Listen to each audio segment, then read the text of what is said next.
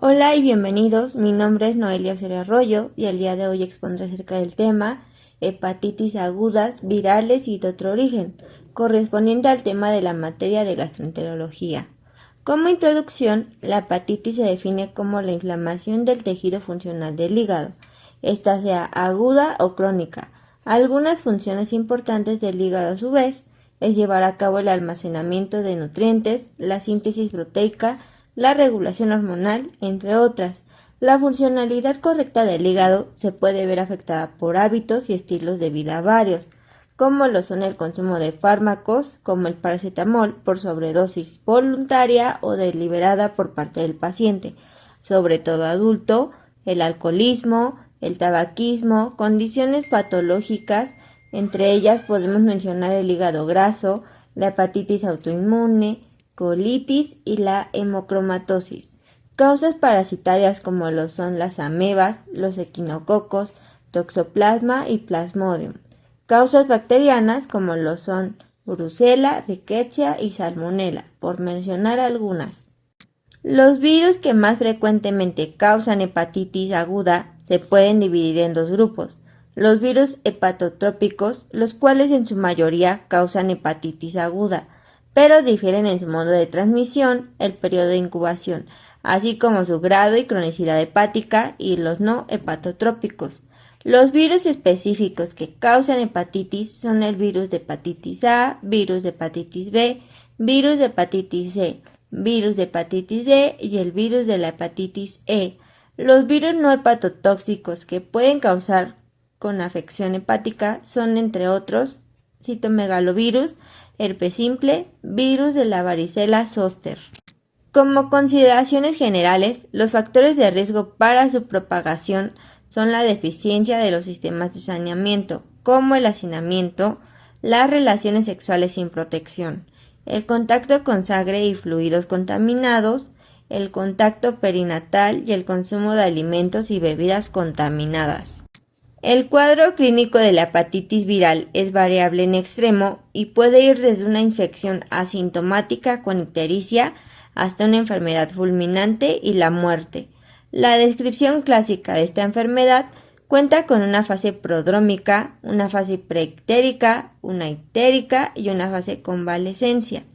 La fase prodrómica es asintomática y corresponde al periodo de incubación del virus, por lo que se puede presentar hasta las 10 semanas. La fase preictérica se caracteriza por síntomas inespecíficos, como lo son mialgias, artralgias, ataque al estado general, anorexia, febrícula o fiebre, náusea, vómito, disgeusia y alteraciones en el olfato. Puede haber fiebre por la secreción de interferón inducida por la viremia. La fase ictérica se produce luego de 5 a 10 días, pero puede parecer al mismo tiempo que los síntomas iniciales. La mayor parte de los pacientes nunca manifiesta ictericia clínica. Con el inicio de la ictericia empeoran con frecuencia los síntomas prodrómicos y sigue luego la mejoría clínica progresiva. Después de esta fase continúa la mejoría de todos los síntomas y los pacientes entran en la fase de convalescencia, que suele durar de 6 a 12 semanas desde el inicio de la enfermedad. Hablando de la fisiopatología, una vez que el virus llega al hígado a través de la vía sanguínea, su infectividad depende de su capacidad de adherencia hepatocítica. Penetra su membrana celular por medio de traslocación y se separa de su cápside. Una vez que los viriones se han replicado intracelularmente, pueden salir del hepatocito por lisis celular o por medio de una exocitosis sin la necesidad de una destrucción celular. Estos mecanismos son responsables de la inflamación durante la fase aguda, por lo que mientras más agresiva es la reacción inflamatoria montada por el sistema inmunológico, las manifestaciones clínicas y bioquímicas también lo serán. Hablando un poco de la epidemiología de la enfermedad, a nivel nacional, el Sistema Único Automatizado de Vigilancia Epidemiológica registra semanalmente la presencia de casos nuevos de hepatitis A, B y C. En el Informe Anual de Vigilancia Epidemiológica de Hepatitis Virales, con cierre preliminar en el año 2020-2021, donde los estados que presentaron las tasas de incidencia más altas fueron Zacatecas, Baja California y Oaxaca. Por grupos de edad, el grupo de edad de 5 a 9 años reporta la incidencia más alta de casos, con 10.6 casos por cada 100.000 habitantes. Durante 2020 se registraron 369 casos de hepatitis B en México. Las tasas de incidencia fueron altas en estados como Quintana Roo, Chihuahua y Tamaulipas. Durante los últimos 11 años se han reportado 2.108 casos anuales de hepatitis C, con una incidencia de 10.6 casos por cada 100.000 habitantes. Los estados con incidencias más altas son Baja California, Chihuahua y Colima. A nivel mundial existen 424 millones de personas que padecen una variante del virus, así como 1.4 millones de personas que mueren anualmente como consecuencia de una sepsis. La hepatitis A es producida por el virus del mismo nombre, generadora de cuadros benignos y autolimitados. La transmisión es oral fecal a través de la ingestión y lleva su replicación mayormente en el hígado. Clínicamente inicia de forma súbita y el paciente presenta fiebre, malestar general, pérdida de peso e incluso molestias abdominales. Normalmente se adquiere tras la ingesta de alimentos y agua contaminados. También puede surgir la transmisión de persona a persona. La propagación aumenta a causa de aglomeraciones y condiciones sanitarias deficientes. El periodo de incubación será de 4 a 28 días aproximadamente, con elevación de inmunoglobulinas como son la inmunoglobulina M e inmunoglobulina G, sobre todo en el inicio de la fase de la enfermedad aguda y el periodo de convalecencia. Mismos anticuerpos utilizados para el diagnóstico a través de un examen sanguíneo, sobre todo en el caso de la inmunoglobulina M. Principalmente se puede presentar insuficiencia hepática en personas mayores a los 50 años. La tasa de mortalidad es baja y la hepatitis A fulminante no es común. Aún no hay un tratamiento específico para este tipo de hepatitis. En la mayoría de los casos, el paciente cursa asintomático. Se recomienda administrar de manera regular la inmunoglobulina para hepatitis A personas cercanas al paciente, así como todos aquellos que vivan en áreas endémicas, pacientes con trastornos de la coagulación, usuarios de drogas ilícitas, trabajadores en guarderías e instituciones, así como aquellos que tengan contacto con alimentos. La dosis recomendada es 1 mililitro por vía intramuscular y una dosis de refuerzo posterior a los 6 y 12 meses. Puede requerir hospitalización debido a la deshidratación, la postración prolongada e incluso una encefalopatía por descompensación hepática. El virus de la hepatitis B es un hepatnavirus con genoma de DNA. Suele transmitirse mediante inoculación de sangre, productos sanguíneos infectados, contacto sexual e incluso las madres positivas de anticuerpos a la hepatitis B pueden transmitir el virus en el momento del parto. Es decir, el virus de la hepatitis B es de transmisión sexual, perinatal y parenteral. El periodo de incubación es de 4 a 10 días. Puede ser autolimitada o crónica. Tiene diferentes formas clínicas de presentación, donde denota tras la forma aguda puede conllevar a una cirrosis y posteriormente a un trasplante hepático. En el 23% de los casos puede presentarse hepatitis fulminante, con cuadros extrahepáticos graves, aunque en el 90% progresa a la curación de manera exitosa. A través de un análisis de sangre y estudios especiales como lo son la elastografía transitoria, podemos llevar a cabo el diagnóstico del virus de la hepatitis B. Este tipo de hepatitis, como se comentó, tiene dos fases, una aguda y una crónica. La mayor parte de los afectados no experimentan síntomas durante la fase aguda, aunque algunas personas pueden presentar coloración amarillenta de la piel y los ojos, ictericia, orina oscura, fatiga extrema, náusea, vómitos y dolor abdominal. La infección crónica por el virus de la hepatitis B puede tratarse con fármacos, en particular agentes antivirales orales. La vacuna contra la hepatitis B es el principal pilar de la prevención de esta enfermedad. Se recomienda esta aplicación para recién nacidos, individuos expuestos a material contaminado y para las personas que tuvieron contacto sexual con pacientes infectados, usuarios de drogas intravenosas, personal médico, siendo el deltoides como el sitio de la inyección. La aplicación se hace a dosis altas dentro de los primeros 7 días de exposición, con un refuerzo al mes y a los 3 meses posteriores. Los corticosteroides no benefician a los pacientes con hepatitis viral, ni a quienes tienen hepatitis fulminante. Sí se recomienda la administración de análogos de nucleósidos, como el entecavir y el fumarato de tenofovir. El virus de la hepatitis C es un virus RNA de cadena simple. Están identificados cuanto menos 6 fenotipos principales. Más del 50% de los casos se atribuye al uso de drogas intravenosas. En México, las transfusiones sanguíneas siguen siendo una de las causas más importantes de transmisión. El periodo de incubación de la hepatitis C puede variar en 2 semanas a 6 meses. Tras la infección inicial, aproximadamente un 80% de los casos cursan asintomáticos.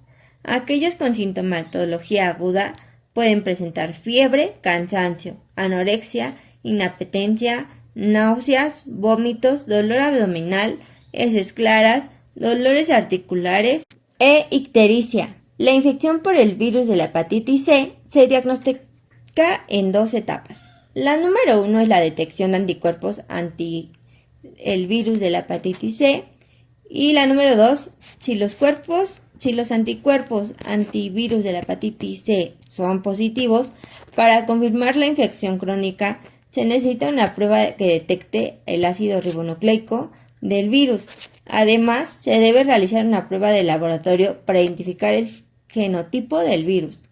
El virus de la hepatitis C se relaciona con manifestaciones extrahepáticas como lo son crioglobulinemia, glomerulonefritis, tiroiditis autoinmunitaria, cialodenitis linfocítica, fibrosis pulmonar idiopática y linfoma, por mencionar algunas. La hepatitis C no siempre requiere tratamiento, porque en algunas personas la respuesta inmunitaria eliminará la infección espontáneamente y algunas personas con infección crónica no llegan a presentar daño hepático. Cuando el tratamiento es necesario, el objetivo principal es la curación. La tasa de curación depende de algunos factores, tales como la cepa del virus y el tipo de tratamiento otorgado. Sin embargo, los antivirales de acción directa, siendo el telaprevir y boceprevir, son los fármacos de elección aprobados para el tratamiento. El virus de la hepatitis D es un virus RNA defectuoso, que solo ocasiona hepatitis relacionada con infecciones de hepatitis B. Puede coinfectar con el virus de la hepatitis B o superinfectar a una persona con hepatitis B crónica.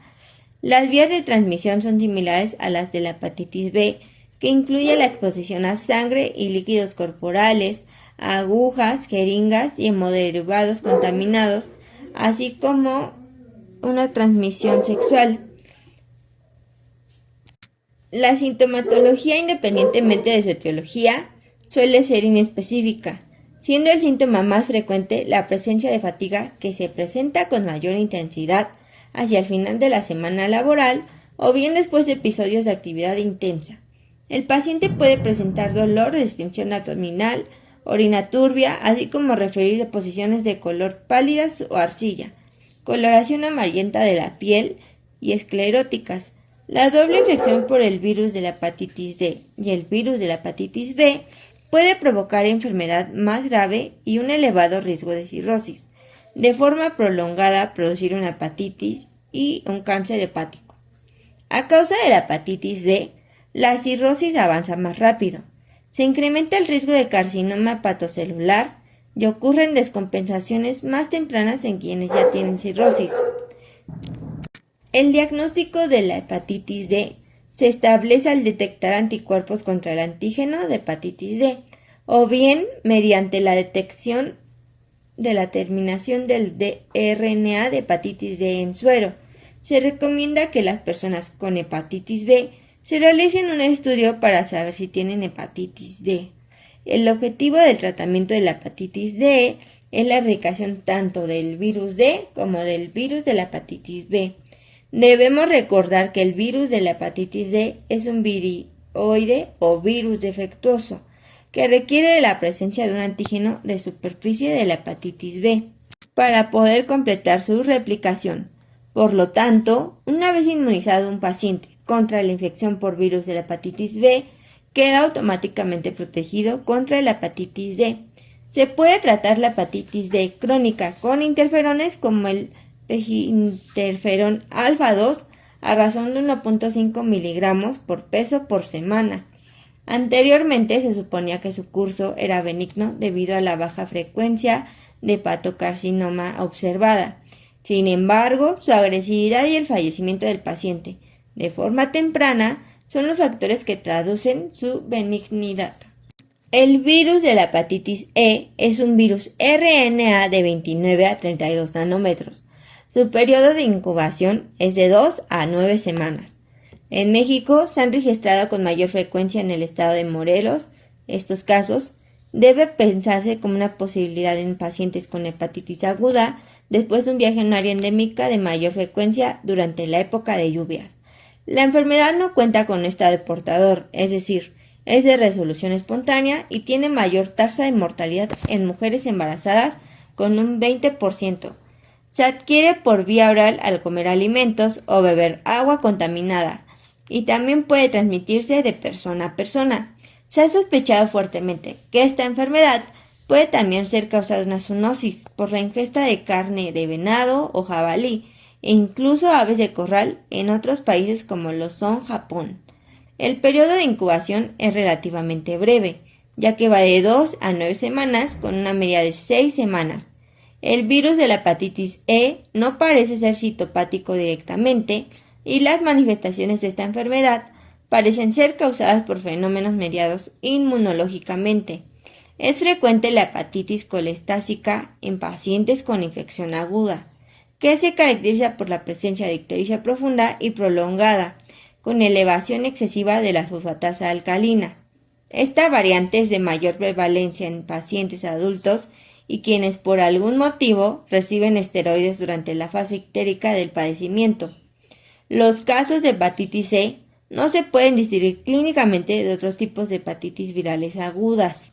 Por consiguiente, el diagnóstico de la infección por el virus de la hepatitis E suele basarse en la detección en la sangre de anticuerpos inmunoglobulina M e inmunoglobulina G específicos contra este virus. El diagnóstico definitivo de la hepatitis C suele basarse en la detección en la sangre de anticuerpos M específicos contra este virus.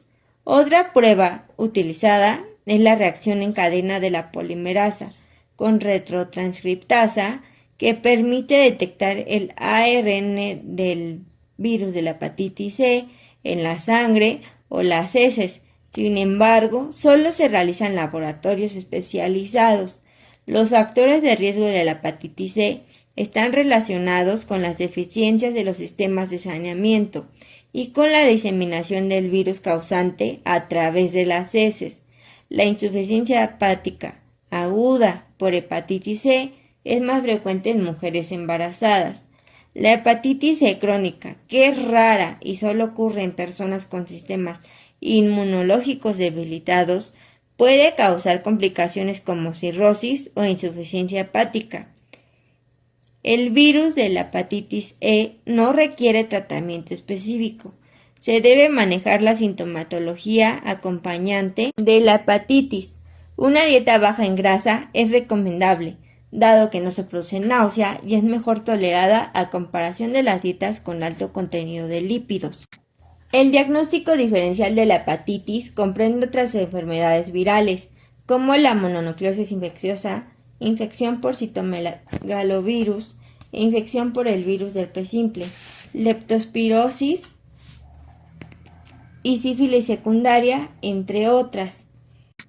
En resumen, los signos que podemos presenciar en esta enfermedad son ictericia, coluria, hepatomegalia, esplenomegalia y linfadenopatía. En la mayor parte de los enfermos, el pronóstico va de la mano con la recuperación clínica y esta se consigue de 3 a 16 semanas. La tasa general de mortalidad es menor del 1%, pero es más alta en personas de edad avanzada. Finalmente, a manera de prevención, se recomienda el mejoramiento del saneamiento personal, el lavado frecuente de manos, la prevención con aplicación de vacunas, como lo son en el caso de la hepatitis A y la hepatitis B, el lavado de frutas, verduras y alimentos en general, evitar el uso de agujas compartidas y el contacto con sangre infectada, como las transfusiones sanguíneas. Al final de la presentación les dejo la bibliografía consultada. Gracias por su atención.